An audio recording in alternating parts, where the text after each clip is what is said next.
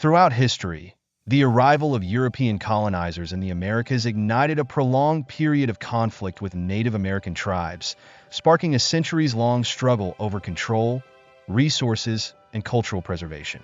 While popular narratives often focus on violence and territorial battles, the experiences of captives taken by native tribes offer a unique perspective on how these societies interacted with outsiders. Welcome to the flip side of history, where we delve into the lesser-known aspects of the past.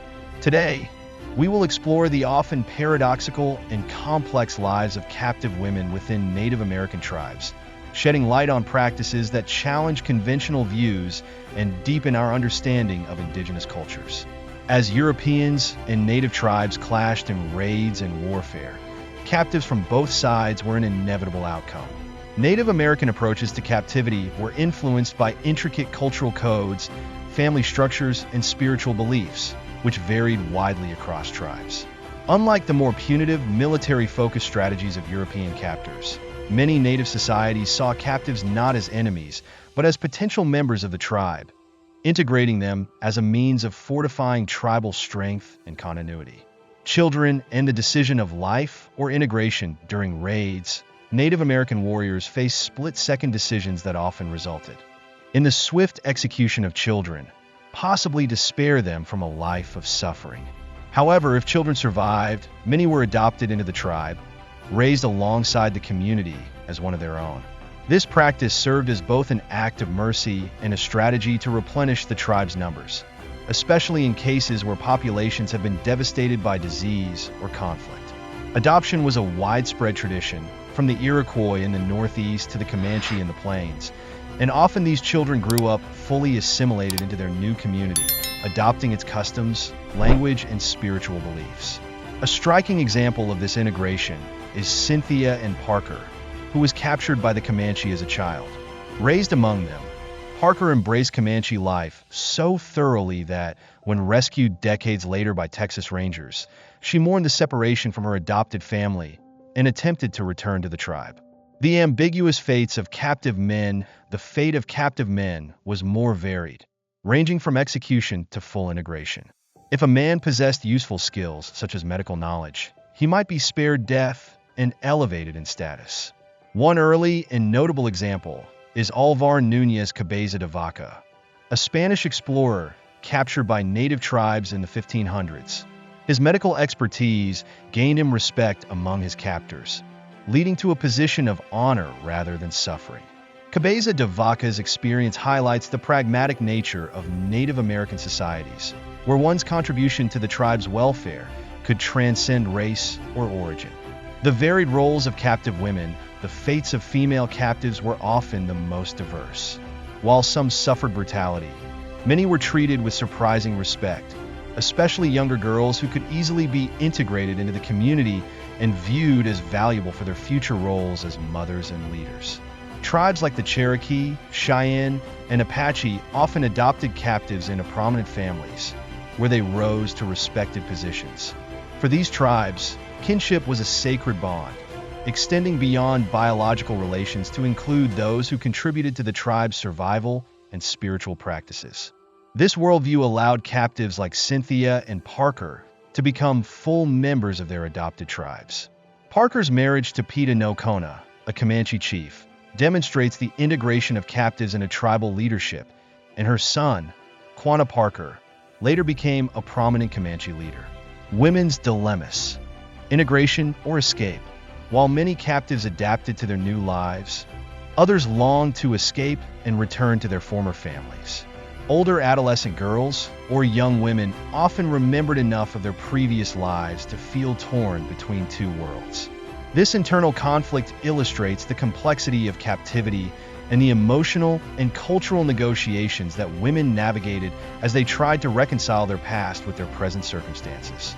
Matilda Lockhart, a 13-year-old girl captured by the Comanche, became famous for her fierce resistance to her captors. Her experience, marked by cruel treatment and lasting scars, fueled her resolve to escape. In 1840, during a negotiation at the council house in San Antonio, Lockhart boldly accused the Comanche of holding other captives, triggering a violent altercation. This event underscores the inner turmoil faced by many captives, torn between the instinct for survival and a deep longing for freedom. Recognizing this internal conflict, some tribes would ransom captives back to their families if they showed visible distress or reluctance to integrate. Ransoming captives became a profitable practice for many tribes, who used the funds to acquire resources or goods that would benefit their communities. Agents working on behalf of captives' families established an informal network of negotiations, facilitating the return of those who resisted assimilation. Olive and Marion Oatman. Resilience amidst tragedy. The story of Olive and Marion Oatman, survivors of the Oatman Massacre, highlights the varied experiences of captives and how circumstances could radically alter their lives.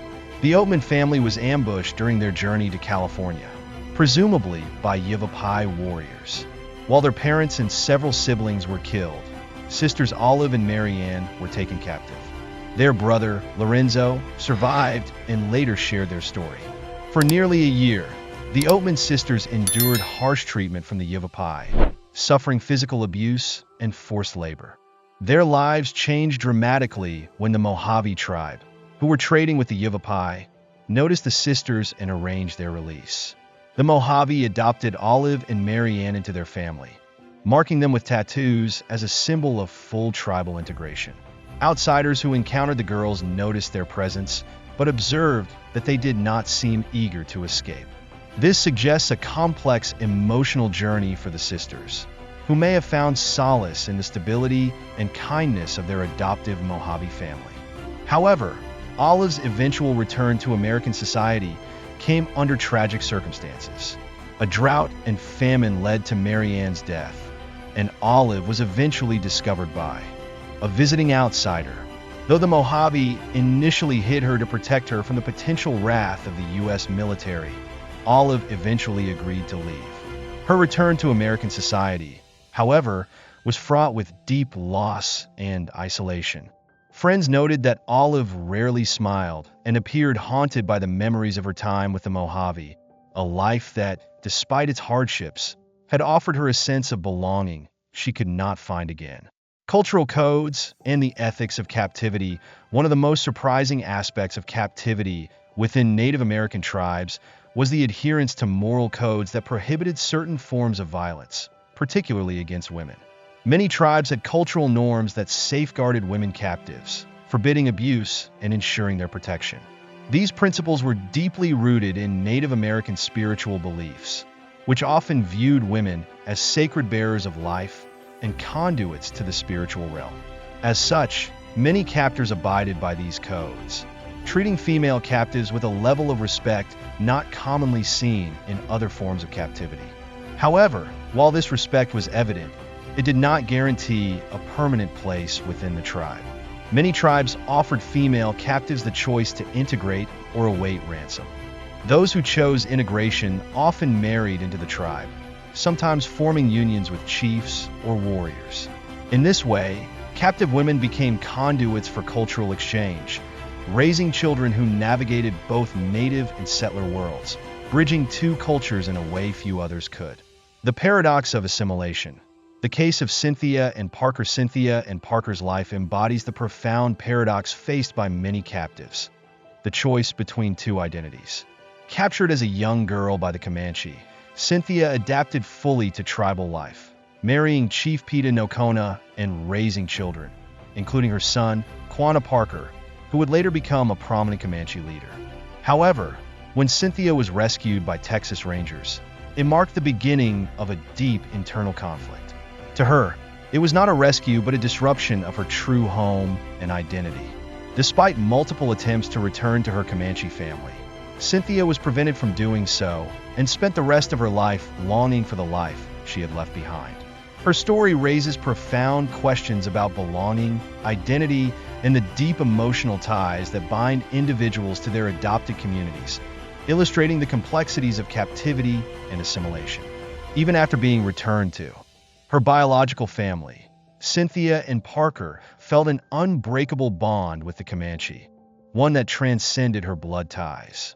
This deep, enduring connection highlights the complex legacies of captivity within Native American history, where captives were not merely victims of oppression, but individuals shaped by choice, cultural exchange, and evolving relationships. These stories challenge the simplistic view of Native American societies as savage or barbaric, often perpetuated by settler narratives. Figures like Cynthia and Parker and Olive Oatman remind us that captivity could lead to meaningful, transformative relationships and redefined identities, forging lasting connections between captives and the Native communities that took them in. Complex legacies. Reinterpreting captivity in Native American history, the narratives of captivity reveal that Native American societies understood captives in a far more nuanced way than is commonly acknowledged. Instead of viewing them solely as prisoners or enemies, many Native tribes saw captives as potential kin, contributors to the tribe's growth, and bearers of new cultural knowledge. This understanding of captivity challenges the one-dimensional portrayal of Native Americans as mere oppressors or savages, offering a broader view of indigenous societies as complex, multifaceted, and deeply relational. In many cases, captives were integrated into Native communities through adoption, marriage, or the sharing of skills, which contributed to the survival and cultural vitality of these tribes. Women, in particular, became central to this process, not just as wives or mothers, but as conduits for cultural exchange and transformation. The experiences of Cynthia and Parker and Olive Oatman illustrate that captivity, rather than being solely an experience of trauma and loss, could also offer opportunities for belonging and renewal. These stories also underscore the ethical and spiritual frameworks within Native American societies, where decisions about captives were grounded in deeply held values about kinship, the sanctity of life, and the broader community. For many tribes, the decision to accept or ransom captives was not just a matter of survival, but a reflection of their vision of shared humanity and collective responsibility. Captives were not simply seen as outsiders, but as potential members of the community who could bring knowledge, growth, and even spiritual renewal. A vision beyond survival. The Native American perspective of community, this perspective on captives as transformative members, reveals a profoundly different approach to community than that typically seen in settler colonial narratives. Native American communities understood that true strength and continuity came not only from maintaining their own traditions, but from embracing the potential of others, whether through trade, cultural exchange, or the integration of captives.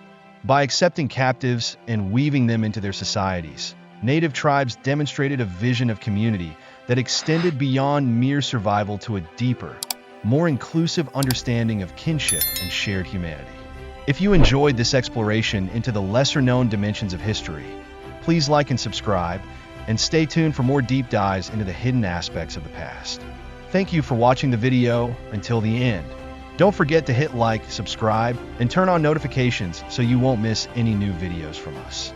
What do you think about today's topic? Leave your thoughts in the comments below. And if you found the video helpful, feel free to share it with your friends and family. We hope you had a great time. See you in the next video with even more exciting content. Make sure to subscribe so you don't miss out.